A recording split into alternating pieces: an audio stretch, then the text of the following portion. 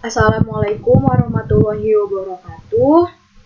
Nama saya Happy Fitriani, NPM 121-2019-031. Pada hari ini saya akan menjelaskan tentang dan menjawab tentang ujian studi kasus modul 3, yaitu tentang pemeriksaan atas siklus persediaan, pergudangan, dan pembayaran utang usaha. Yang pertama itu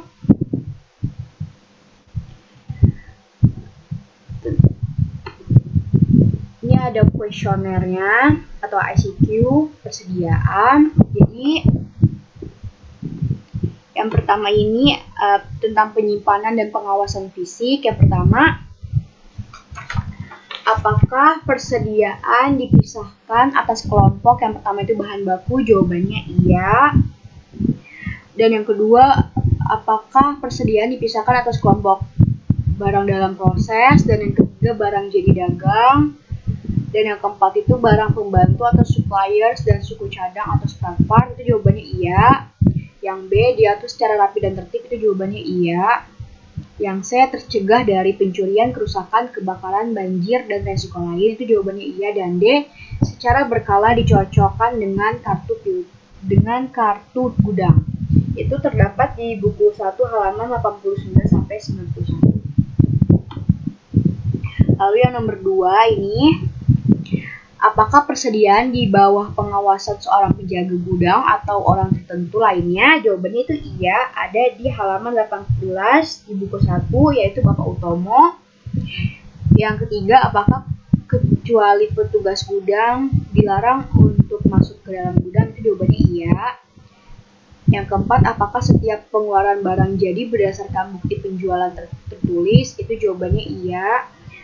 Lalu yang nomor 5 itu, apakah setiap pengeluaran barang dagang atau barang jadi atau barang dagang harus berdasarkan surat jalan atau delivery order atau sejenisnya yang diotorisasi pejabat perusahaan yang berwenang? Itu jawabannya iya, ada di halaman 62 buku 1.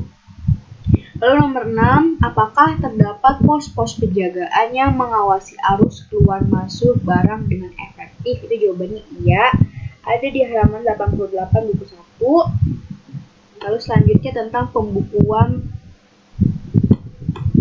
persediaan. Nomor 7, apakah klien menggunakan sistem persediaan perpetual atau perpetual inventory system? Yang A, apakah dibuat kartu persediaan untuk bahan baku, barang dalam proses, barang jadi atau dagang, bahan pembantu dan suku cadang? Itu jawabannya iya, itu udah ada di halaman 88 sampai 90. Lalu selanjutnya yang B, apakah kartu persediaan tersebut dipegang oleh staf yang tidak menguasai persediaan secara fisik? Itu jawabannya iya, ada di halaman 89 buku 1, yaitu dipegang oleh saudari Olivia. Yang C, apakah total jumlah menurut kartu persediaan tersebut secara berkala dicocokkan dengan akun kontrol buku besar persediaan? Itu jawabannya iya, itu ada di halaman 91. Lalu yang D, apakah saldo kartu persediaan dicocokkan dengan hasil stok opnam paling sedikit setahun sekali? Itu jawabannya iya. Yang E, apakah terdapat selisih? Apakah diinvestigasi oleh orang yang tidak menguasai persediaan secara fisik atau pemegang kartu persediaan? Itu jawabannya iya, ada di halaman 91. Lalu yang F itu, apakah penyesuaian atau adjustment atas selisih diotorisasi oleh petugas yang berwenang? Itu jawabannya iya.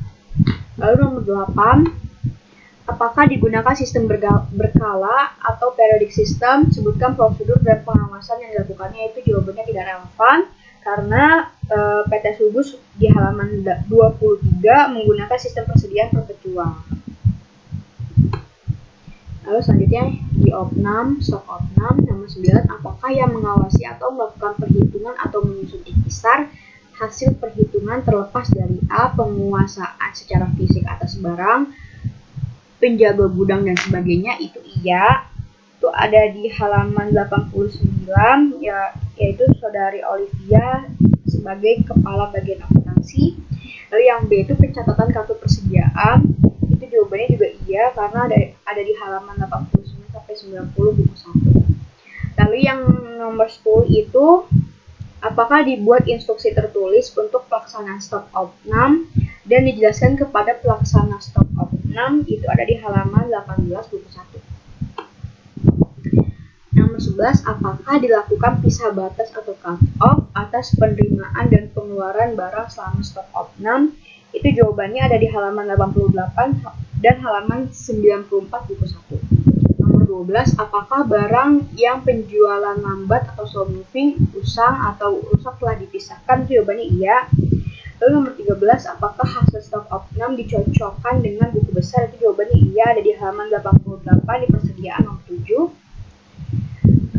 Lalu yang nomor 14, apakah persediaan akhir dinilai secara konsisten dengan tahun sebelumnya? Itu jawabannya juga iya. Selanjutnya, mengenai sistem pembiayaan, apakah yang nomor 15, apakah terdapat sistem perhitungan biaya? Apakah A sesuai dengan prinsip akuntansi yang berlaku di Indonesia? Itu jawabannya iya. Yang B cocok dengan produk? Itu jawabannya iya. Yang C terancang untuk mencegah pemborosan? Itu jawabannya iya. Yang D dicocokkan dengan laporan keuangan? Itu jawabannya iya. Yang E menggunakan biaya standar atau kalkulasi di muka untuk disesuaikan dengan biaya sebenarnya? Itu jawabannya tidak. Yang F varians yang timbul dibuat analisisnya? Itu jawabannya tidak. Lalu yang nomor 16, apakah hasil-hasil sebagai berikut dilaporkan segera kepada manajemen untuk perbaikan atau diambil keputusan? Yang pertama itu A tentang rencana kebutuhan. Itu jawabannya iya, ada di halaman 18. Yang B barang-barang yang penjualannya lambat? Itu tidak. Yang C barang yang rusak? Itu tidak. Yang D barang yang rusak? Itu juga tidak. Yang E kelebihan persediaan? Itu iya. Dan yang F persediaan sisa atau scarf? Itu juga iya, ada di halaman 18 buku 1. Nomor 17, apakah untuk persediaan berikut dikendalikan dengan baik dan dibukukan sebagaimana seharusnya? Itu jawabannya tidak relevan dari poin A sampai dengan H karena tidak tercantum. Nomor 18, apakah barang-barang tersebut pada butir 16 secara fisik dipisahkan? Apakah mungkin dilakukan? Itu jawabannya tidak relevan. Selanjutnya nomor 19, apakah jumlah rata-rata persediaan cukup dapat diterima untuk jenis usaha dan besarnya perusahaan? Itu jawabannya iya, ada di halaman 88. Dan nomor 20, apakah produksi dilakukan berdasarkan pesanan? Itu jawabannya tidak. Dan yang B, produksi massa? Itu jawabannya iya. Lalu nomor 21, jika berdasarkan pesanan, apakah dibuat lembar pesanan untuk setiap pesanan? Itu jawabannya tidak relevan. Nomor 22, apakah metode penilaian persediaan berdasarkan biaya masuk pertama keluar pertama atau FIFO? Itu jawabannya iya. Rata-rata bergerak? Tidak. Dan rata-rata tertimbang juga tidak. Yang B, biaya atau harga pasar yang lebih rendah? Itu juga tidak. Dan yang C, harga jual juga itu tidak.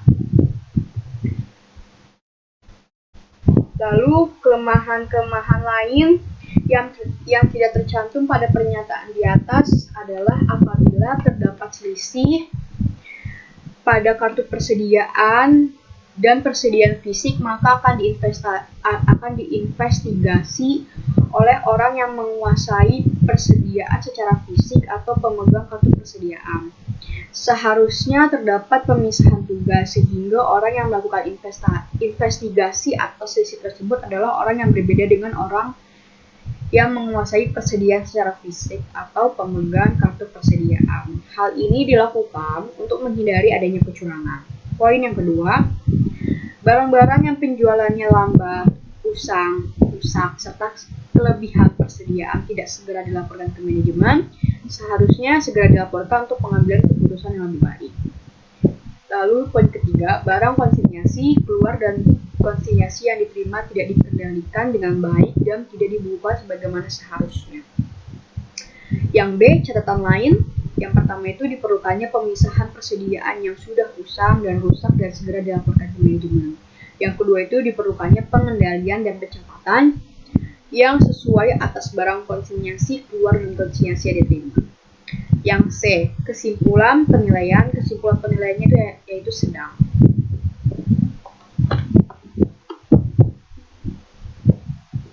Yang D, revisi kesimpulan penilaian. Lampirkan alasannya, yaitu kesimpulan penilaian atas kuesioner yang telah dibuat atas pengendalian internal, atas persediaan tergolong sedang karena masih ada beberapa kelemahan dan hal yang perlu diperbaiki seperti yang sudah ada pada bagian kelemahan dan catatan lain. Jadi kita ke ICQ pembelian dan utang. Yang pertama, order pembelian. Apakah pembelian dilakukan 1.1 oleh pejabat atau bagian khusus, bagian administrasi pembelian? Itu jawabannya iya. Ada di halaman 18 buku 1, yaitu oleh Ibu Vivian, dibantu oleh administrasi pembelian. 1.2 yang terpisah dari bagian akuntansi, pembayaran, penerimaan barang, penyimpanan, pencatatan persediaan. Itu jawabannya iya, ada di halaman 18 sampai dengan 20 buku 1. Lalu 1.3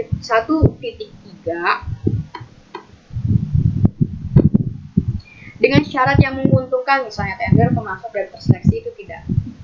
Nomor 2, apakah order pembelian atau purchase order dibuat untuk semua pembelian? Itu jawabannya iya, ada di halaman 99 sampai dengan 101. 2.2 diotorisasi oleh pejabat tertentu, itu jawabannya iya, ada di halaman 99 sampai 101 oleh Ibu Vivian sebagai kepala bagian pembelian. 2.3 di D nomor urut tercetak, itu jawabannya iya, ada di halaman 99 sampai 101. 2.4 tersimpan lengkap termasuk yang dibatalkan, itu jawabannya iya, ada di halaman 99 sampai dengan 101. 2.5 belangko tersimpan dengan baik, itu jawabannya iya, ada di halaman 30. Tembusannya dikirimkan kepada bagian akuntansi untuk dicocokkan dengan laporan penerimaan barang dan faktur, itu jawabannya iya. Yang B, bagian penerimaan barang sebagai otorisasi untuk menerima barang, itu jawabannya iya, ada di halaman 30 dan halaman 103. Nomor 3, apakah pembelian dikoordinasi dengan program produksi? Itu jawabannya iya.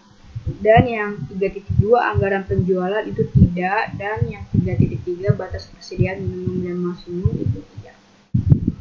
Selanjutnya,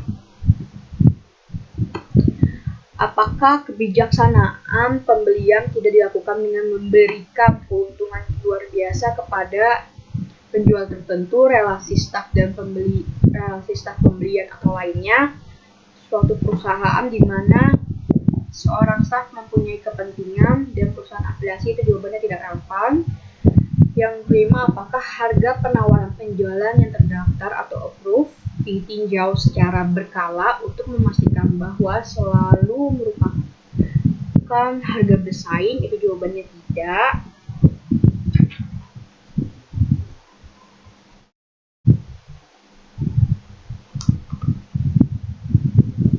Selanjutnya, di penerimaan barang, apakah terdapat bagian penerimaan barang yang terpisah dari bagian pembelian? Itu jawabannya iya. Bagian akuntansi, jawabannya iya. Bagian pembayaran juga jawabannya iya. Bagian penyimpanan tidak. Bagian pencatatan persediaan, itu jawabannya iya, ada di halaman 18 sampai dengan 20 buku 1. Nomor 7, apakah barang yang diterima disertai dengan A, surat jalan atau faktur dari pemasok? Itu jawabannya iya. Yang B, yang A terdapat di halaman 62 buku 1. Yang B, surat keterangan pengangkatan? Itu jawabannya tidak. Yang nomor 8, apakah barang yang diterima diperiksa mengenai kuantitas, keadaan? Itu jawabannya iya. Spesifik pembelian lainnya? Itu jawabannya iya, ada di halaman 62 buku 1. Yang D, kecocokan dengan order pembelian? Jawabannya tidak. apakah laporan penerimaan barang 9.1 dibuat untuk seluruh penerimaan barang? Itu jawabannya iya. 9.2 mencatat jumlah yang diterima berdasarkan perhitungan yang sebenarnya. Itu jawabannya iya. Dan 9.3 diberi nomor urut catat. Itu tidak.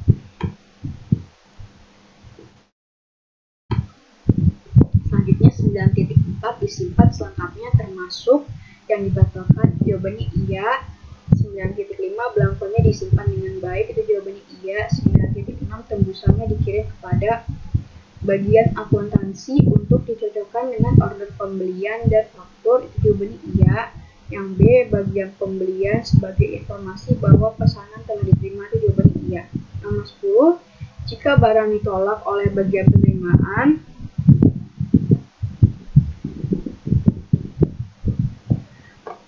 dan 10.1 apakah dibuat surat jalan? Itu jawabannya iya, ada di halaman 62 buku 1. Dan 10.2 apakah disimpan oleh bagian penyimpanan? Itu jawabannya iya. Dan 10.3 apakah retur pembelian cukup terkontrol untuk mengurangi jumlah utang yang dibukukan? Itu jawabannya iya. Faktur pembelian nomor 11, apakah faktur-faktur dari pemasok diperiksa atau dicocokkan oleh staf bagian utang usaha? Dengan 11.1 order pembelian, itu jawabannya tidak relevan. 11.2 laporan penerimaan barang, itu jawabannya tidak relevan. Dan nomor 12, apakah staf bagian utang usaha ini terpisah dari bagian pemesanan pembelian dan bagian penerimaan barang? Itu jawabannya tidak relevan. Nomor 13, faktur ini secara berturut-turut harus menunjukkan bukti persetujuan seperti harganya benar. Itu jawabannya iya. Perkalian dan pertambahan, jawabannya iya. Biaya pengangkutan, iya. Beban-beban lain, jawabannya iya. Pengurangan, potongan, atau penyisihan lainnya, itu jawabannya iya. Dan kode atau alokasi akun yang harus dibebankan, itu jawabannya iya, ada di halaman 65 buku 1. Lalu selanjutnya itu pembelian khusus. Nomor 14, apakah pembelian antar perusahaan afiliasi harganya layak? Itu jawabannya tidak relevan. Dan nomor 15, apakah pembelian antar departemen dalam suatu perusahaan tidak diperhitungkan laba? Bila terdapat laba antar perusahaan, laba tersebut telah dieliminasi kembali. Itu jawabannya tidak relevan karena tidak tercantum. Informasi umum, apakah sistem informasi termasuk anggaran pembelian? Itu jawabannya tidak. Anggaran biaya, perbandingan, dan anggaran dengan yang sebenarnya. Penjelasan tertulis atas penyimpangan yang material atau penting, itu jawabannya tidak. Nomor 17, apakah perhitungan rasio yang berikut secara teratur diperiksa dan dijelaskan dengan cukup? Persentase laba kotor dengan penjualan, persentase biaya penjualan dengan penjualan, tingkat perputaran persediaan, itu jawabannya tidak. Apakah nomor 18, apakah ada prosedur yang cukup untuk menjamin pertimbangan yang tepat dari pisah batas pembelian? Itu jawabannya tidak. Lalu penyesuaian pendapatan dan biaya, itu jawabannya tidak. Laba yang tidak direalisasi pada barang, itu jawabannya tidak. Lalu selanjutnya adalah utang. Nomor 19, apakah terdapat buku utang? Itu jawabannya iya. Apakah daftar itu ada di halaman 92 sampai dengan 93 buku 1. Nomor 20, apakah daftar kreditur atau utang disusun secara up to date? Itu jawabannya iya. Nomor 20.2 dicocokkan dengan saldo akun kontrol, itu jawabannya iya. 20.3 secara periodik di review atas saldo debit yang ada, itu jawabannya iya. Selanjutnya, apakah nomor 21, apakah detail dari kreditur yang lama belum dibayar diteliti sebab-sebabnya? Itu jawabannya iya. Nomor 22, apakah pemegang buku akun kontrol utang terpisah dari pemegang buku pembantu utang? Jawabannya iya. Nomor 23, apakah pemasok yang banyak mutasinya mengirimkan perincian, perhitungan, atau saldo secara periodik dan dicocokkan oleh pegawai yang tidak memegang buku pembantu utang? Itu jawabannya iya. Kelemahan-kelemahan lain yang tidak tercantum pada pernyataan di atas adalah Yang pertama itu pembelian tidak dikoordinasikan dengan anggaran penjualan. Hal ini seharusnya dikoordinasikan karena pembelian akan berkaitan dengan HPP sehingga berkaitan dengan anggaran penjualan. Lalu yang kedua itu harga penawaran penjualan yang terdaftar atau approved tidak ditinjau secara berkala. Seharusnya hal ini dilakukan secara berkala untuk mengetahui bahwa selalu merupakan harga bersaing sehingga dapat menekan biaya. Yang ketiga itu bagian penerimaan tidak terpisah dengan bagian penyimpanan. Sebaiknya bagian ini dipisahkan untuk menghindari adanya kecurangan serta pencurian persediaan. Yang keempat itu barang yang diterima tidak disertai dengan surat keterangan pengangkutan. Sebaiknya disertai agar terdapat kejelasan sebagai bukti berapa jumlah barang dan kapan barang tersebut dikirim serta sampainya. Selanjutnya yang kelima, barang yang diterima tidak diberi nomor urut cetak. Sebaiknya diberi nomor urut cetak sehingga akan memudahkan saat penghitungan fisik sehingga dapat diketahui apabila terdapat pencurian. Yang keenam, faktur dari pemasok tidak dicocokkan dengan order pembelian dan laporan penerimaan barang oleh bagian utang usaha. Sebaiknya dicocokkan untuk menghindari adanya kesalahan atau kecurangan. Nomor 7, staf bagian utang usaha tidak relevan dengan bagian pemesanan pembelian, bagian penerimaan barang. Sebaiknya terpisah untuk menghindari adanya kecurangan. Lalu yang kedelapan, sistem informasi tidak memuat anggaran biaya perbandingan antara anggaran dengan yang sebenarnya.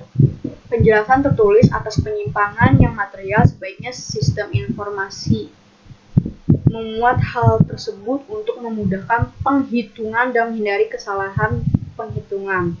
Yang kesembilan, penghitungan rasio persentase laba kotor dengan penjualan, persentase biaya penjualan dengan penjualan, inventory turnover yang tidak diperiksa secara teratur. Yang ke-10, tidak ada prosedur yang cukup untuk menjamin pertimbangan yang tepat dari pisah batas pembelian, penyesuaian pendapatan dan biaya laba yang tidak direalisasi pada barang. Yang B, catatan lain, yang pertama itu diperlukannya survei atau peninjauan kembali harga penjual yang diterima untuk mengetahui apakah harganya bersaing atau tidak. Yang kedua itu diperlukannya pemisahan tugas antara bagian penerimaan dan penyimpanan serta bagian utang usaha dan pemesanan pembelian dan penerimaan barang. Yang ketiga, diperlukan adanya sistem informasi yang memuat anggaran biaya, perbandingan antara anggaran dengan yang sebenarnya, penjelasan tertulis atas penyimpangan yang material. Lalu yang keempat itu perlu adanya penghitungan rasio secara berkala. Yang kelima itu perlu adanya prosedur yang cukup untuk pisah batas pembelian, penyesuaian pendapatan dan biaya laba yang tidak direalisasi pada barang. Yang C itu kesimpulan penilaiannya adalah sedang. Revisi kesimpulan penilaian dan lampirkan alasannya itu kesimpulan penilaian atas ICQ atau kuesioner yang telah dibuat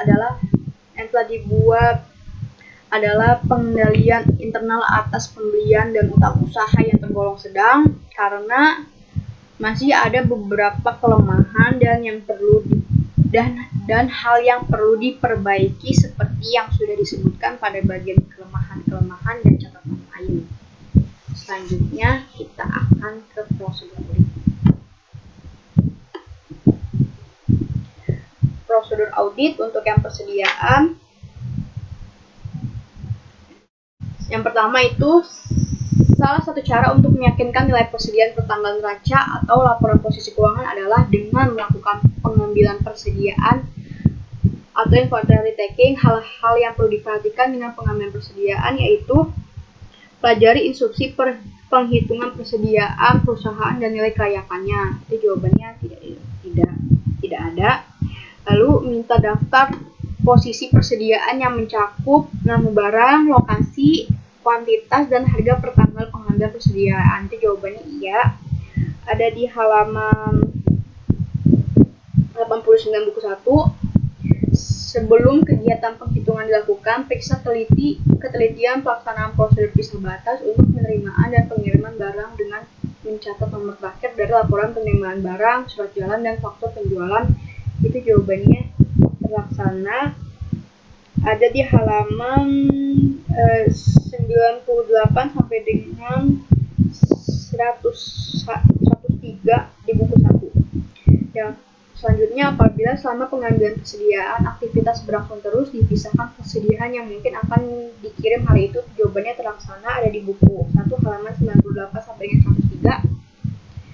Pastikan bahwa tidak ada pengiriman dan penerimaan setelah tanggal pisah batas berikut sertakan dalam penghitungan persediaan perusahaan tersebut. Jawabannya terlaksana. Ada di halaman 98 sampai dengan 103. Selanjutnya, lakukan observasi atas kegiatan penghitungan di seluruh gudang. Perhitungan dapat dilakukan secara sampling, terutama untuk barang yang pokok, material, dan mahal. Jawabannya terlaksana. Ada di halaman 90 buku 1. Selanjutnya, waspada dengan penumpukan barang. Kemungkinan adanya lubang dalam tumpukan dan persediaan yang terlihat sudah rusak, tidak laku, atau kurang baik. Di samping itu, waspada juga terhadap barang-barang yang tidak termasuk dalam kategori persediaan. Jawabannya terlaksana. Ada di halaman 88 buku 1 di bagian persediaan dan di kuesioner.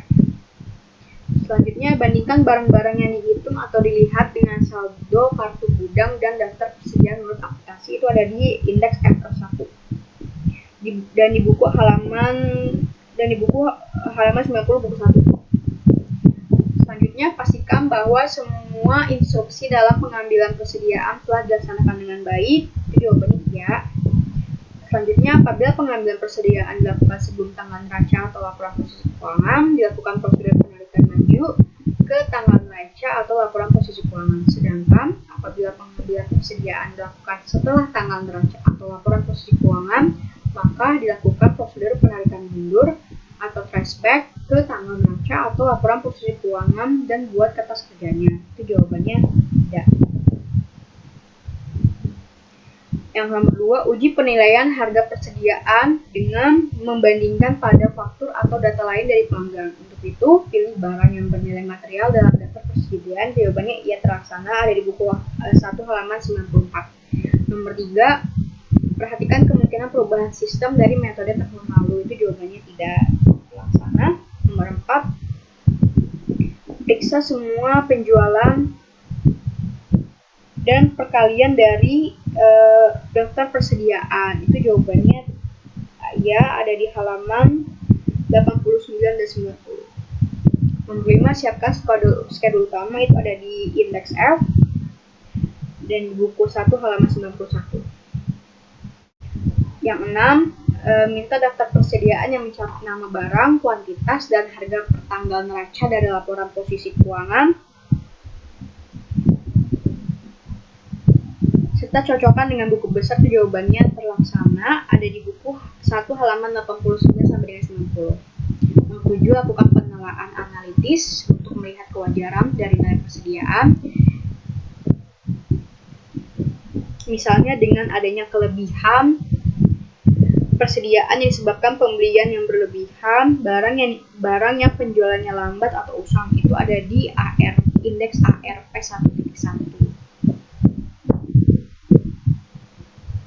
Selanjutnya, nomor 8, pastikan bahwa barang dalam perjalanan telah dibuka sesuai dengan statusnya, yaitu syarat pembelian seperti pembelian franko gudang si penjual atau free on board atau FOB shipping point, atau pembelian franko gudang si pembeli free on board FOB destination point. Jawabannya terlaksana. Ada di buku 1 halaman 22 di bagian penjualan. Nomor 9, dapatkan konfirmasi untuk persediaan di luar kompleks perusahaan. Pastikan juga apakah ada bagian dari persediaan yang diminta. Itu jawabannya iya, ada di buku 1 halaman 91.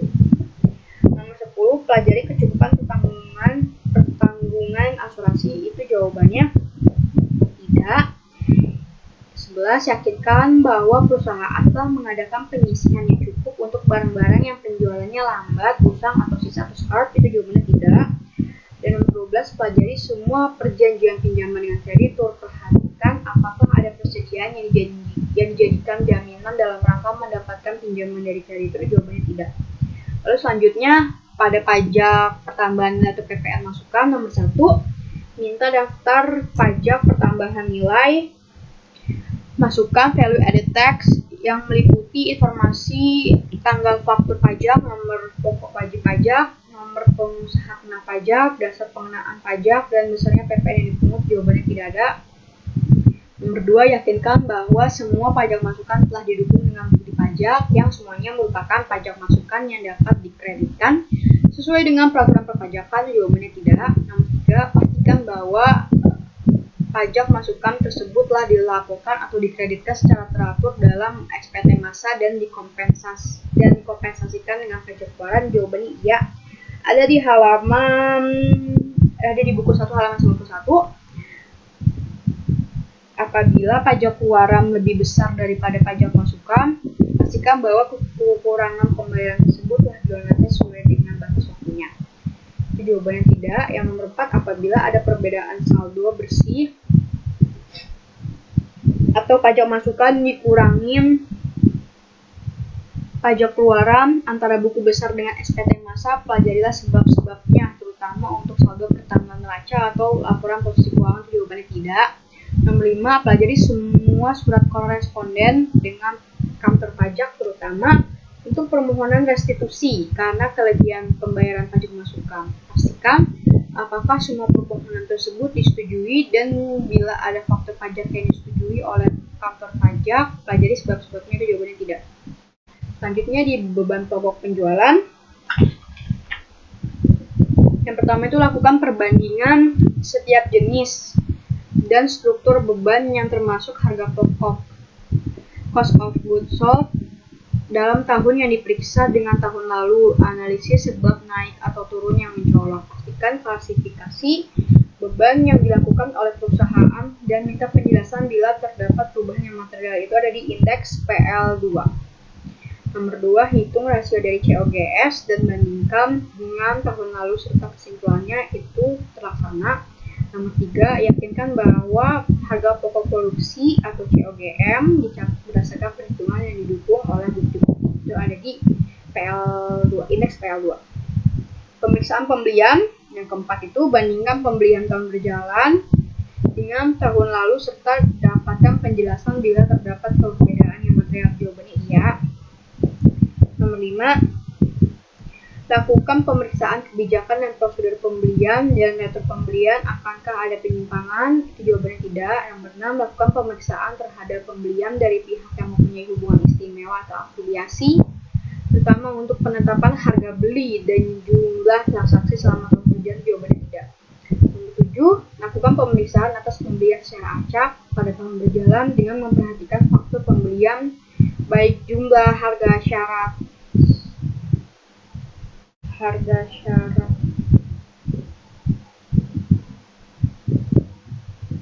pembelian dengan mencocokkan pada pesanan pembelian dan laporan penerimaan barang. Itu ada di indeks TOC 3. Sedangkan untuk reatur pembelian, perhatikan memo debit baik jumlah maupun harga dengan mencocokkan pada pesanan pembelian, laporan penerimaan barang, dan faktor pembelian. Jawabannya ada di TOC 3. Nomor 8, periksa kebenaran perhitungan matematis pada faktor pembelian dan memo debit. Itu ada di TOC 3. Nomor 9, periksa kebenaran PPN masukan atas pembelian barang atau jasa kena pajak. Itu ada di TOC 3. Nomor 10, lakukan periksa batas atas pembelian dan neraca pembelian selama 7 hari sebelum dan setelah tanggal neraca atau laporan posisi keuangan, dan yakinkan bahwa transaksi telah dicatat pada periode yang tepat. Catat nomor dan tanggal penerimaan barang dan dibandingkan dengan yang tercatat pada buku pembelian. Itu ada di PL 2.1. Dan catat nomor dan tanggal dari laporan penerimaan barang retur dan bandingkan dengan yang tercantum pada buku retur pembelian, juga sama telah terlaksana di indeks PL 2.1. 11, Apakah pembelian telah dicatat untuk barang yang masih berada pada gudang penjual, maka periksa kontrak pembeliannya itu tidak terlaksana. Nomor 12, buat kesimpulan dan komentar hasil pemeriksaan itu tidak ada. Selanjutnya di utang usaha.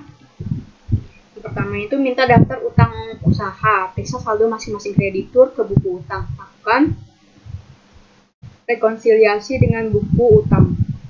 Itu terlaksana di indeks M1. Nomor 2, tentukan saldo yang akan dikonfirmasi dan dikirimkan surat konfirmasi kepada kreditur, itu terlaksana ada di indeks MM1.1 dan ada di buku 1 halaman 94. Nomor 3, catat utang bersaldo debit, periksa penyebab dan teliti sejak kapan terjadinya serta lakukan konfirmasi atas saldo tersebut. Jawabannya tidak terlaksana. Nomor 4, pisahkan antara utang pada perusahaan afiliasi, utang kepada direksi pemegang saham, utang untuk pembayaran pembelian aset tetap, dan lain-lain. Jawabannya tidak. Nomor 5, minta daftar mutasi penjualan sebagai pelengkap atau pengganti surat konfirmasi saldo akhir dalam keadaan sebagai berikut. Terdapat pemasok penting yang saldonya tidak diketahui per tanggal neraca konfirmasi. Jawabannya tidak. Bila saldo akhir akun utang digunakan, tidak. Dan bila pengendalian internal atas pembelian dianggap terlalu lemah, juga jawabannya tidak ada. Nomor 6, teliti setiap selisih yang ada antara balasan surat konfirmasi dengan surat menurut buku utang, itu ada di indeks MM1.1. Nomor 7, bila konfirmasi tidak dijawab, maka lakukan alternatif prosedur dengan memeriksa faktur atau daftar mutasi laporan dari pemasok serta melakukan uji terhadap pembayaran serta tanggal neraca atau laporan proses keuangan. Jawabannya di MM1.1. Nomor 8, bila konfirmasi dilakukan atas saldo sebelum tanggal neraca atau laporan proses keuangan agar mendapatkan keyakinan tentang kebenaran saldo utang usaha pada neraca atau laporan proses keuangan, maka perlu dilakukan prosedur tambahan seperti minta daftar utang per tanggal neraca atau laporan posisi keuangan, periksa penjumlahan dan cocokkan jumlahnya dengan saldo menurut akun kontrol buku besar, periksa terhadap saldo yang benar dan tidak lazim atau bersaldo debit, periksa akun kontrol pada buku besar atas transaksi yang terjadi antara tanggal yang saldonya dikonfirmasi dengan tanggal neraca atau laporan posisi keuangan, dan periksa transaksi yang tidak lazim. Itu jawabannya tidak terlaksana. Nomor 9, periksa persoalan yang belum terselesaikan dan diselidiki mengapa sampai terjadi persoalan tersebut. Jawabannya juga iya, terlaksana. Nomor 10, lakukan tes subsequent payment dan uji pisah batas cut off untuk pisah batas tanggal neraca atau laporan proses keuangan. Terlaksana ada di indeks MM1.1. Nomor 11, buat kertas kerja dan kesimpulan hasil pemeriksaan sudah ada di indeks M1. Kliennya PT Subus, schedule-nya siklus persediaan, pergudangan, dan pembayaran utang usaha dibuat oleh Wijaya pada tanggal 13 Desember 2018, diperiksa oleh Happy Fitriani pada tanggal 2 November 2022. Indeksnya ada periodenya 31 Desember 2018. Selanjutnya ada rasio inventory. Rasio inventory turnover, harga pokok penjualan pada 2016 itu ada sebesar 4.556 juta. Lalu untuk harga pokok tahun 2017 24.883.531.498 rupiah. Harga pokok penjualan pada tahun 2018 itu ada di 33.216.197.959. Harga pokok itu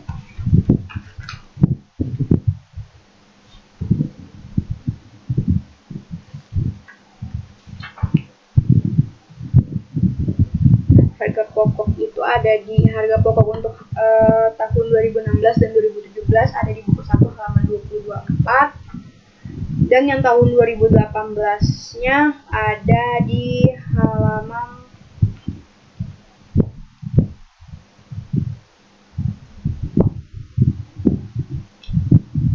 14 buku 1. Persediaan juga sama, yang 2016-nya, tahun 2016 dan 2017-nya ada di halaman 222. Persediaan tahun 2016 itu 1.131.900.000 dan persediaan tahun 2017-nya itu ada 1.800.008.167.030 rupiah. Persediaan tahun 2018-nya ada di halaman 14, yaitu sebesar 2.726.538.700 rupiah. Jadi kita mencari rasio inventory turnover-nya itu, rumusnya itu harga pokok penjualan dibagi dengan rata-rata persediaan. Rata-rata persediaan itu rumusnya persediaan awal ditambah dengan persediaan akhir dibagi 2. Jadi untuk rasio inventory turnover 2017 itu harga pokok penjualan 2017 sebesar 24.883.531.468. Itu dibagi dengan rata-rata persediaan. Rata-rata persediaannya itu yang 2016 yang 1 miliar ini 1.131.900.000 dibagi dengan ditambah dengan 1.808.167.167.030 rupiah, lalu dibagi 2 itu hasilnya 1.470.033.515. Jadi 24 miliar ini dibagi dengan 1,4 miliar ini itu hasilnya 16,9. Lalu selanjutnya rasio inventory turnover 2018-nya sama, HPP 2018-nya 33 miliar sekian dibagi dengan rata-rata persediaan. Rata-rata persediaannya ini tuh dapat dari persediaan 2017 ditambah dengan persediaan 2018 dibagi 2 menghasilkan 2,2 miliar sekian.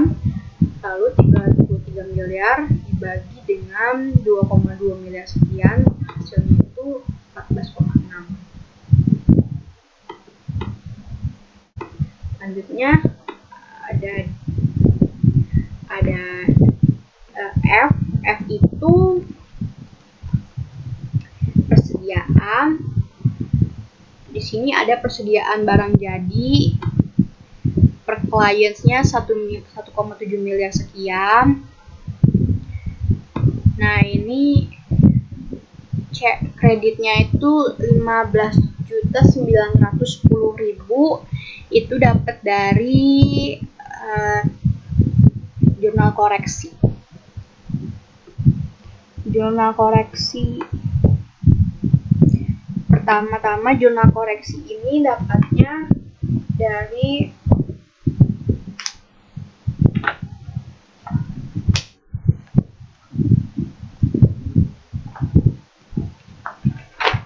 yang pertama itu jurnal koreksinya ada di halaman 91 buku 1. Bahan baku polivinil selisih sebanyak 90 kg disebabkan karena bahan baku tersebut dicuri dan sampai dengan akhir tahun belum diadakan penyesuaian terhadap persediaan tersebut. Jadi jurnalnya itu di debit itu beban produksi sebesar 1.350.000. Lalu kreditnya itu persediaan bahan baku sebesar 1.350.000. Nah, ini 1.350.000 itu dapat dari 90 kilo tadi dikali dengan 15.000. 15.000 itu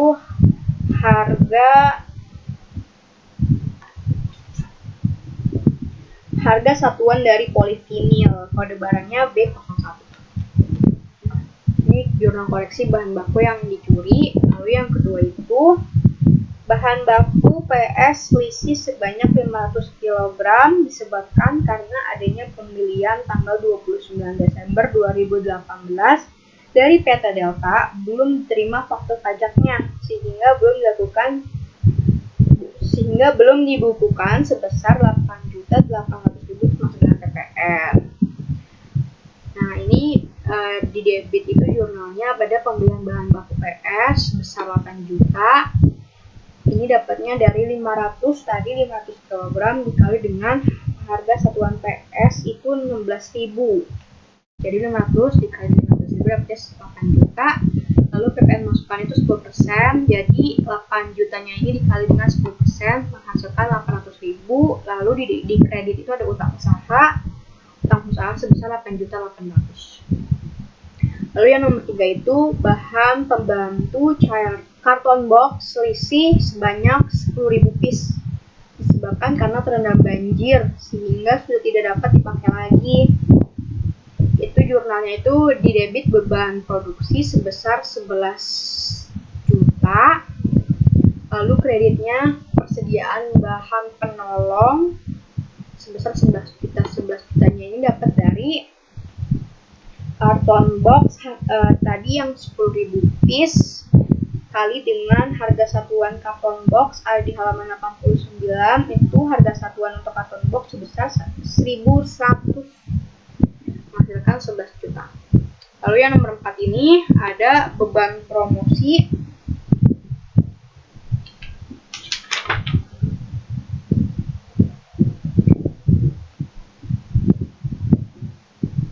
Nomor 4 ini kan jawabannya setuju, jadi tidak dilakukan jurnal koreksi. Lanjut ke nomor 5 di halaman 91 buku 1 itu pada tanggal 29 Desember 2018 telah diambil 1.000 kg Rukofin SP 1.000 untuk diberikan sebagai sampel promosi dengan gratis untuk pembelian di Hainan dan bagian akuntansi belum membukukan hal itu.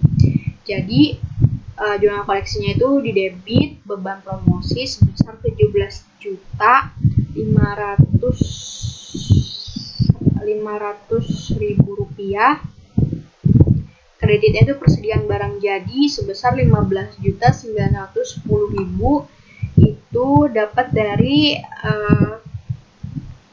Rukofin SP harga satuan Rukofin SP 1.000 harga satuannya itu 15.910 dikali dengan 1.000 kg jadi 15.910.000. Lalu PPN keluarannya itu kan 10% jadi 15.910.000 dikali dengan 10% menghasilkan 1.591.000 itu di debit di kredit Selanjutnya di nomor 6 di buku 1 halaman di buku 91 halaman 91 buku 1 berdasarkan hasil pemeriksaan laporan batch produksi 377 ditemukan kekurangan pembebanan upah buruh pabrik yang belum dibayar dari tanggal 26 Desember sampai dengan 29 Desember 2018 selama 4 hari yang pembayarannya dilakukan pada tanggal 3 Januari 2019 sebesar 15 juta. Jadi jurnal koleksinya itu didebit upah langsung sebesar 15 juta, yang kredit itu utang yang masih harus dibayar sebesar 15 juta. Jadi ini konsoli total debitnya itu ada 53.651.000 dan kreditnya juga sebesar 53.651.000 ini balance. Lalu yang ini tadi 15 jutanya dapat dari yang persediaan barang jadi yang Rukofin SP 1.000, yang debitnya ini 15 juta didapat dari upah langsung.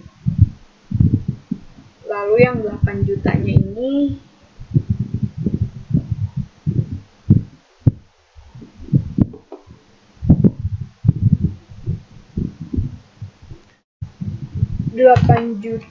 ini dapat dari pembelian bahan baku PS. kalau di total sebesar 23 juta. Lalu kreditnya ini, yang pertama persediaan barang jadi, WPRF-nya F1, per kliennya 1.778 juta 81.000, debitnya tidak ada, kreditnya 15.910.000. Dapat dari yang tadi persediaan barang jadi Rukopin SP 1000. Lalu per auditnya itu per klien, saldo per klien ditambah dengan debit dikurangi dengan kredit, jadi hasilnya 1.792.171.000. Lalu persediaan barang dalam proses, WPRF-nya F2, per kliennya 290.107.800, debitnya itu yang 15 juta tadi, yang upah langsung ada di jurnal koreksi 15 juta. Lalu kreditnya tidak ada, itu per auditnya saldo per klien ditambah dengan 15 juta dikurangi dengan 0, ini hasilnya saldo per audit 31 Desember 2020 yaitu 305.107.800. Persediaan barang bakunya WPRF-nya 3, per kliennya 520.506.300. DR-nya itu ada 8 juta. 8 juta itu dari pembelian barang baku PS, ada di jurnal koreksi ini. Dan debitnya itu 1.350.000. Ada di persediaan bahan baku polivinil, ada di jurnal koreksi. Jadi saldo per auditnya itu saldo per klien ditambah dengan debit dikurangi dengan kredit, jadinya 527.156.300. Lalu di sini ada persediaan barang penolong, WPRF-nya F4, per kliennya segini, debitnya tidak ada, kredit itu 11 juta. 11 jutanya itu persediaan barang bahan penolong yang kantong box, itu ada di jurnal koreksi. Selanjutnya saldo per auditnya itu jadinya 126.843.600. Ini kalau di total per kliennya jadi 2.726.538.700, debitnya 23 juta, kreditnya 28.260.000, dan saldo per auditnya itu 2.721.278.700. Selanjutnya kita ke F1, Rukopin SP. Yang berkaitan dengan F1 di sini yaitu yang tadi beban promosi, yang nomor di buku 1 halaman 91 itu di nomor 5, yang pada tanggal 29 Desember 2018 telah diambil 1000 kg Rukopin SP 1000 untuk diberikan sebagai sampel promosi. Ini jurnalnya yang tadi itu. Lalu Rukopin SP 500-nya saldo per auditnya 628.445.000. Rukopin SP 800-nya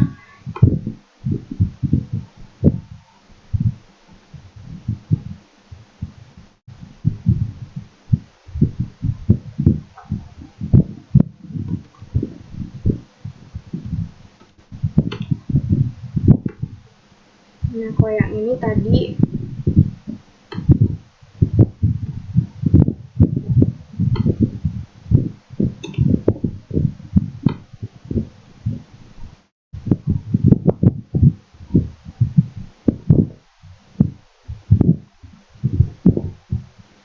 Rukopin SP 1000-nya ini kan tadi ya kliennya itu 459.067.140. Nah, kreditnya itu yang tadi 15 juta ini di bawah.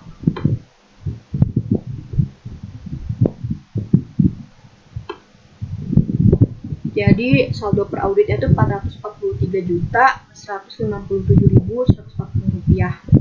Lalu Rokopin SP 1500-nya itu saldo per auditnya 109.853.860 rupiah. Total saldo per clientnya itu 1,7 miliar sekian. Debitnya tidak ada, kreditnya itu 15.910.000. Lalu saldo per auditnya itu total saldo per auditnya itu 1,7 juta 1.762.171.000. Selanjutnya ini ada batch production. Upah langsungnya itu sebesar 15 juta yang tadi buruh berdasarkan hasil pemeriksaan laporan batch production 377 ditemukan kekurangan pembebanan upah buruh, itu jurnalnya ini upah langsung sebesar 15 juta di debit dan totalnya masih harus dibayar sebesar 15 juta di kredit. Jadi masuknya ke batch production nomor 377 sebesar 15 juta masuk di debit, jadi saldo per audit itu 142.791.900. Jadi total compliance-nya 290.107.800, debitnya 15 juta dan saldo per auditnya totalnya 295.107.800. Kliennya PT Subuh, schedule-nya persediaan dalam proses dibuat oleh Wijaya pada tanggal 13 Desember 2018, diperiksa oleh Happy Fitriani pada tanggal 2 November 2022, indeksnya F2, periode 31 Desember 2018. Lalu selanjutnya ada F3,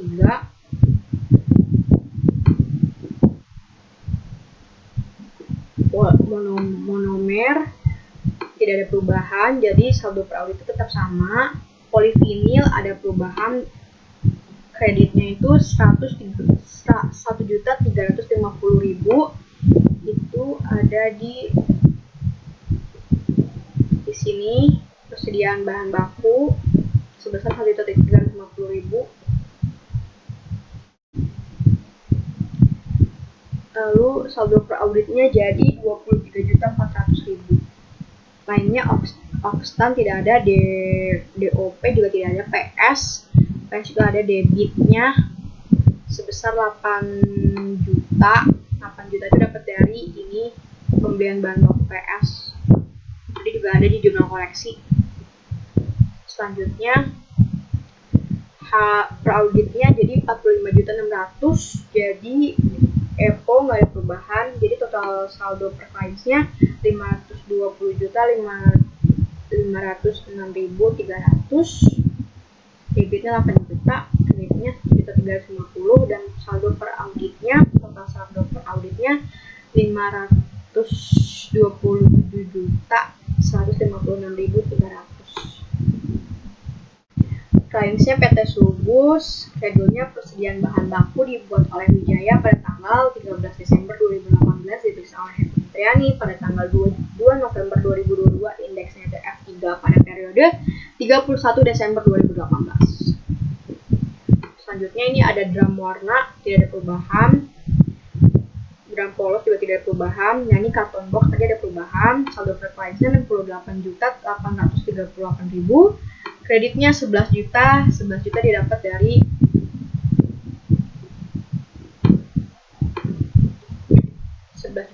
dari persediaan bahan penolong karton box. Jadi saldo per auditnya itu 57.838.000. Lemnya juga tidak ada perubahan. Jadi saldo per clientnya itu 137.843.600, kreditnya 11 juta dan total saldo per auditnya 126.843.600.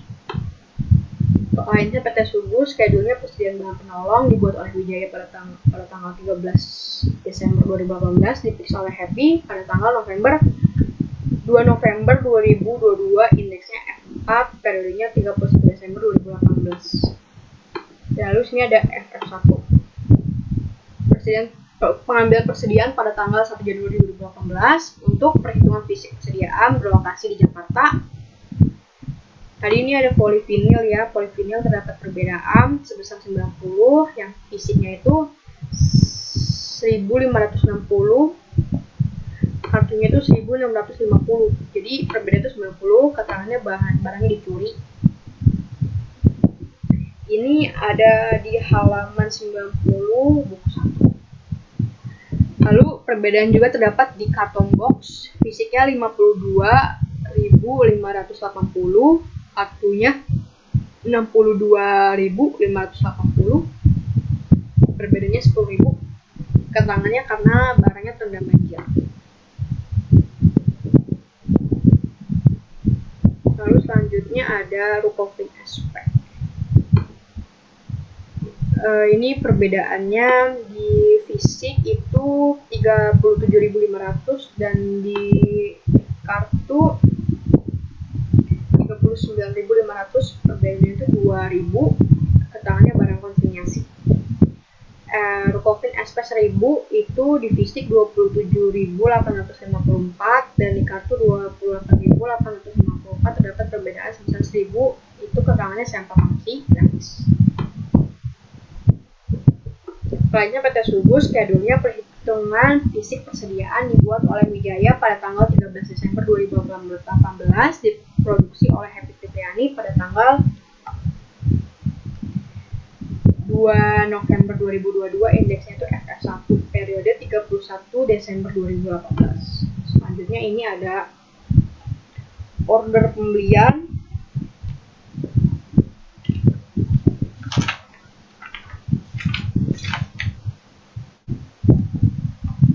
Order pembelian ini terdapat di buku 1 halaman 94, itu tanggalnya untuk yang Delta 29 Desember 2018, jumlahnya 20 juta. Bukti pendukungnya ada, otorisasinya ada, votingnya ada, buku pembeliannya ada, kartu persediaannya ada, dan buku besar tidak ada. Dan PT Elang pada tanggal 30 Desember 2018, nomornya 000280, sebesar 30 juta, buktinya semuanya ada kecuali buku besar. Dan PT Fitria pada tanggal 31 Desember 2018 dengan nomor 00281 dengan jumlah 40 juta, semua buktinya ada kecuali buku besar. Dan PT Gaya pada tanggal 1 Januari 2019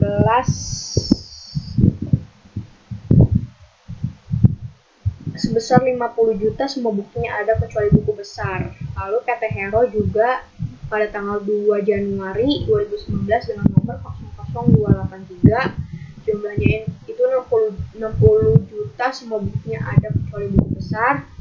Lalu yang terakhir ada PT Indah pada tanggal 3 Januari 2019, nomornya 00284, sebesar 70 juta, semua buktinya ada kecuali buku besar, itu total penjumlahannya itu 270 juta. Dan diberi tick mark, makanya artinya penjumlahan dari atas bawah. Lainnya PT Sugus, schedule-nya uji transaksi pembelian dibuat oleh Wijaya pada tanggal 13 Desember 2018, diproduksi oleh Happy Fitriani pada tanggal 2 November 2022, indeksnya TOC3.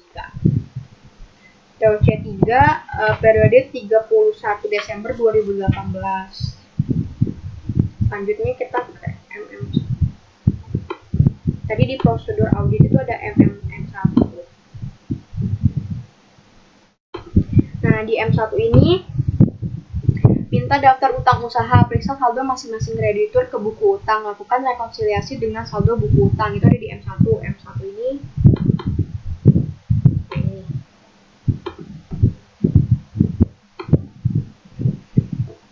nah, ini jurnalnya yang PS tadi.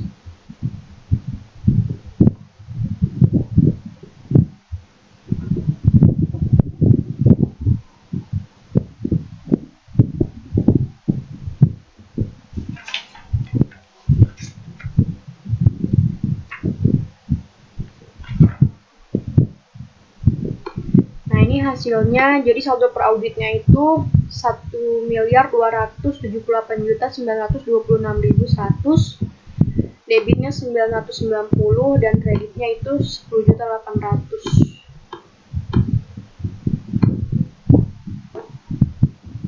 Nah, ini saldo per klien juga 1,2 miliar sekian.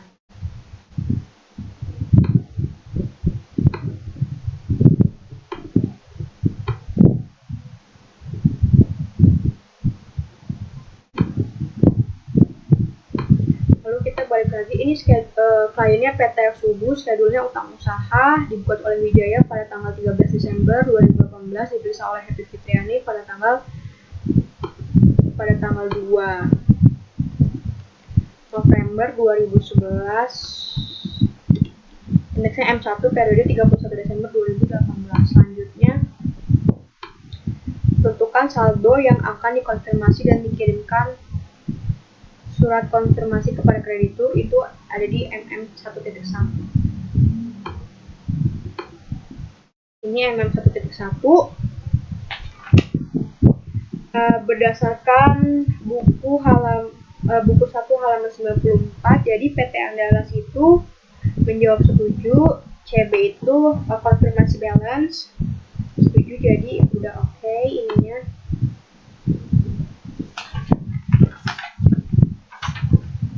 Lalu selanjutnya itu ada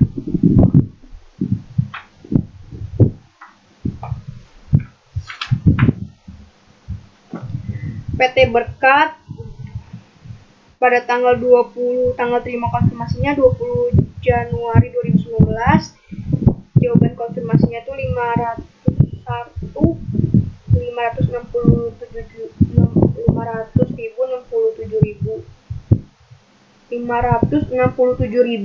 Jawabannya tidak setuju karena kesalahan pencatatan tanggal 3 Desember 2018 atas penerimaan piutang sebesar 990. Ini. Lalu kan ini jawabannya tadi kan kita tidak setuju. Jadi kalau tidak setuju itu RD itu reporting difference, jawaban yang tidak cocok. Lalu ini juga CB setuju, artinya yang RD PT Delta. Jawaban tidak setuju karena adanya pembelian bahan baku PS yang belum dicatat sebesar 8.800.000 pada tanggal 31 Desember 2018. Tanggal konfirmasinya tanggal 15 Februari 2018. Jadi ini 8.800.000. Jadi pengeluaran setelah tanggal neraca atau laporan keuangannya itu berubah jadi 37.800.000. Lalu PT Elang pada tanggal 18 Januari 2018, jawaban konfirmasinya itu 35 juta. Jawabannya tidak setuju karena adanya giro yang sudah dibayar kepada PT Elang sebesar 2 juta. Jatuh tempo 27 Desember 2018, belum di-clearing oleh PT Elang pada akhir tahun 2018. Jadi saldonya itu jadi 35 juta.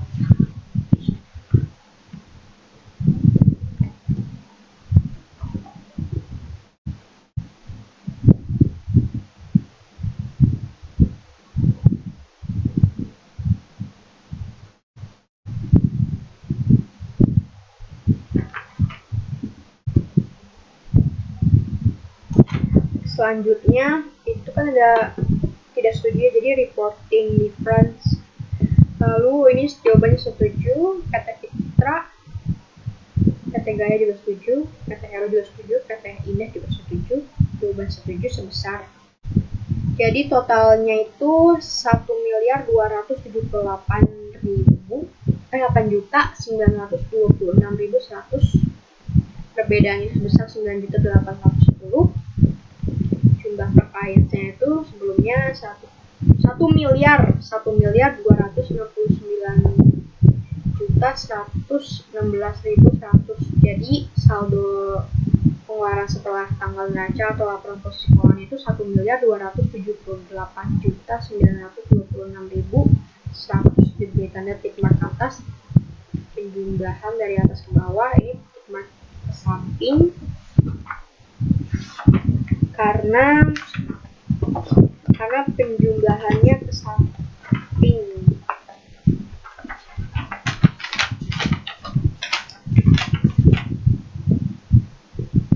secara horizontal dari kanan.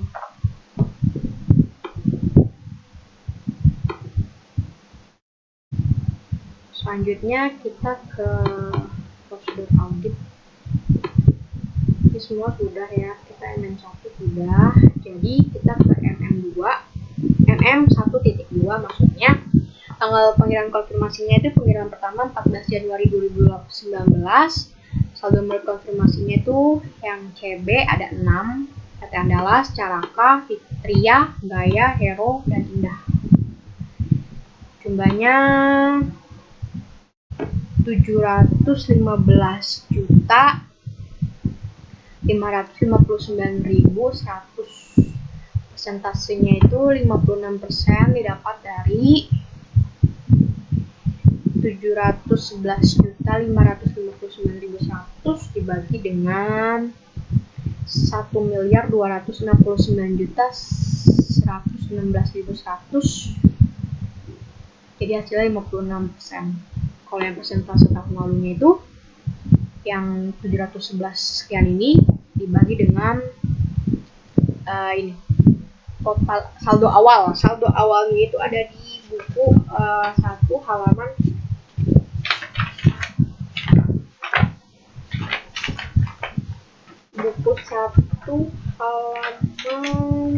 mulai dari 92 sampai 93. Soalnya itu segini, jadi yang 711 sekian dibagi sama 759 juta, hasilnya 94%. Nah, terus selanjutnya itu hasil konfirmasinya ada 3. Ini yang tidak cocok atau di confirmation balance different atau RD itu ada 3 kan sini jumlahnya, itu PT Berkat, PT Delta, dan PT Elang karena dia menjawab tidak setuju tadi. Lalu hasilnya itu persentasenya dapat dari 567 juta 367.000 dibagi dengan 1.269.116.100 menghasilkan 45%. Ini persentase tahun lalunya itu dapat dari 567 sekian dibagi dengan total saldo awalnya ini 309 juta 3.000, jadi hasilnya 180.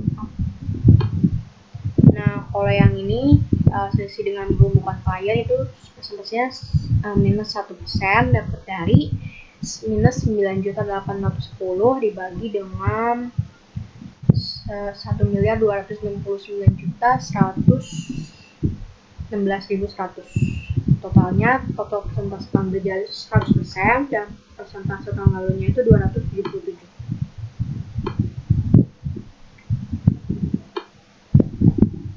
Lalu di sini di PL2 itu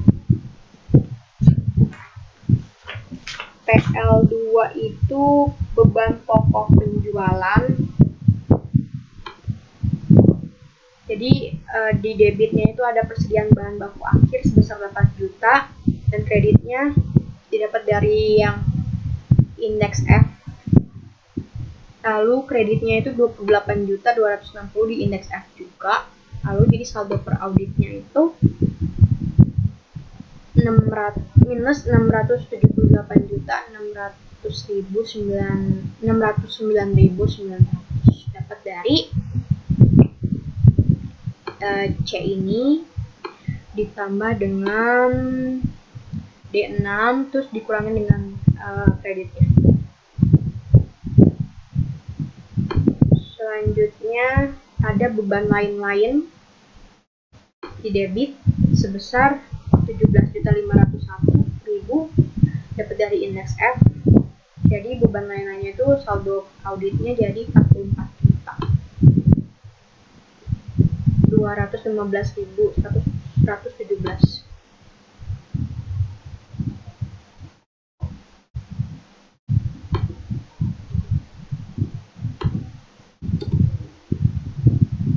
Nah, diberi tanda tik mark ini karena penjumlahan atau pengurangan dari kanan.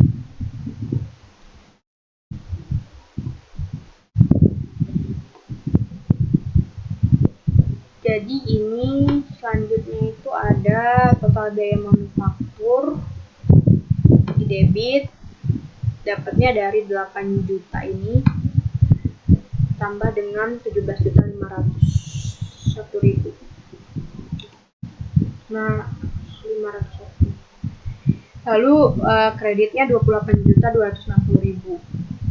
Jadi menghasilkan saldo prauditnya sebanyak 33 juta sekian. 33.812.000 sekian.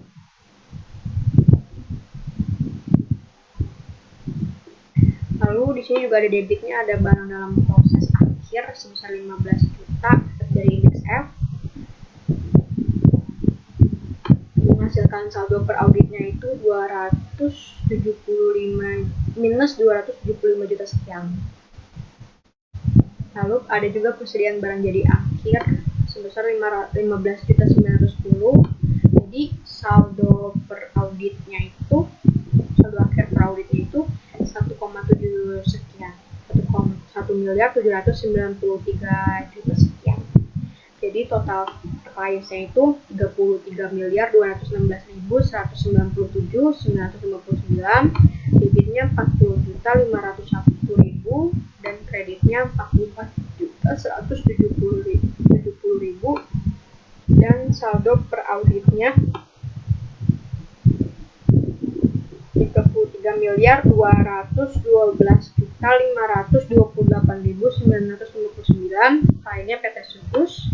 Schedule beban pokok penjualan dibuat oleh Wijaya pada tanggal 13 Desember 2018, diperiksa oleh Happy Fitriani pada tanggal 2 November 2022, indeksnya PL2, periode 31 Desember 2018. Lalu ini ada PL2.1. PL2.1 juga dapatnya bisa dari buku 1 halaman 94. Kliennya PT Subus, schedule-nya uji pisah batas pembelian dibuat oleh Wijaya tanggal 13 Desember 2018, diperiksa oleh Happy Fitriani pada tanggal 2 November 2022, indeksnya PL2.1. Periodenya 31 Desember 2018.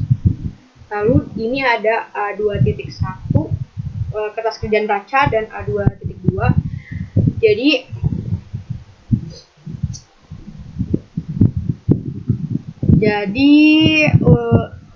jelas dampak usulan koreksi audit terhadap kertas kerja neraca itu ada di beban dibayar di muka sebesar 23 juta di indeks F.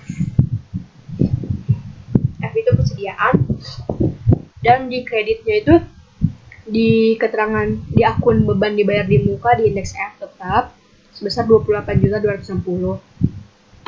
Jadi saldo per auditnya itu 2.721.278.700. Di tick marknya itu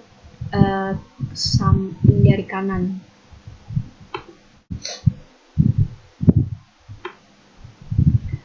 Lalu di kertas kerja neraca A2.1 seperti itu aja pengaruhnya. Jadinya total per audit 31 Desember 2017 itu dapat dari total aset lancar ditambah dengan investasi pada entitas ditambah dengan nilai buku ditambah dengan aset lainnya menghasilkan 15 miliar sekian. Lalu juga ini sama per clients-nya, tapi pada tahun 2018 dapat dari 22 miliar ini dapat dari total aset lancar tambah investasi pada entitas tambah dengan nilai buku dan tambah dengan aset lainnya menghasilkan 22 miliar. Jadi debit itu tuh 23 juta. 23 juta yang itu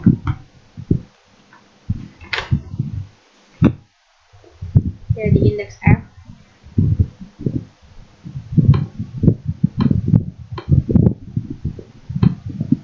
Yang ini total dari 15 juta tambah 8 juta.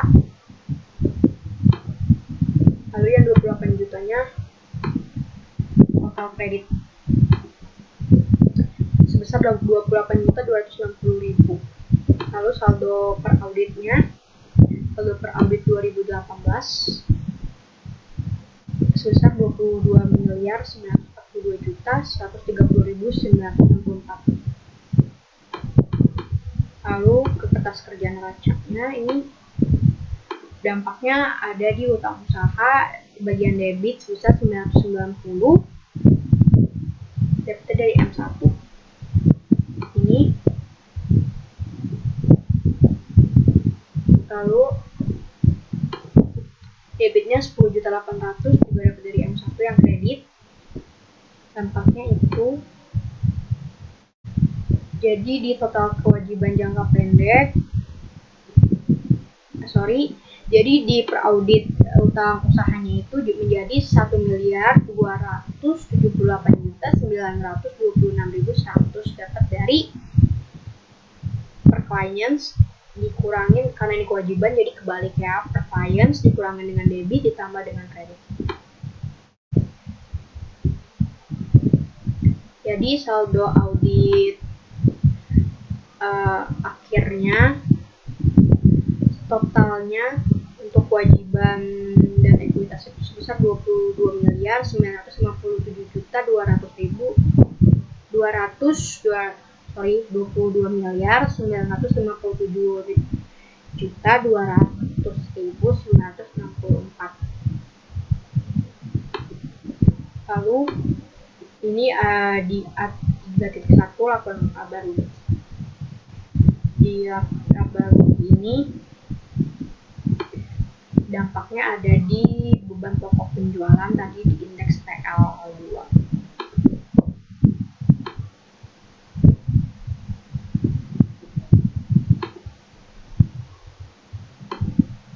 Sini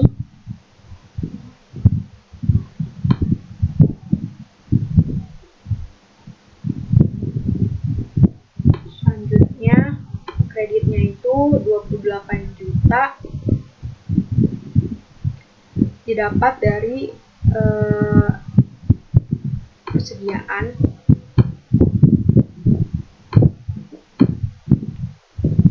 Rp28.260 yang kredit.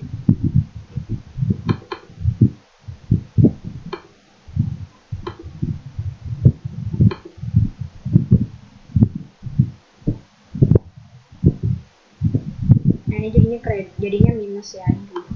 Jadi untuk beban pokok penjualan per auditnya itu ada di Rp33.238.438.959. Jadi total saldo per audit pada tahun 2018 itu 3.442.911.624 dapat dari laba sebelum pajak dikurangi dengan beban pajak penghasilan.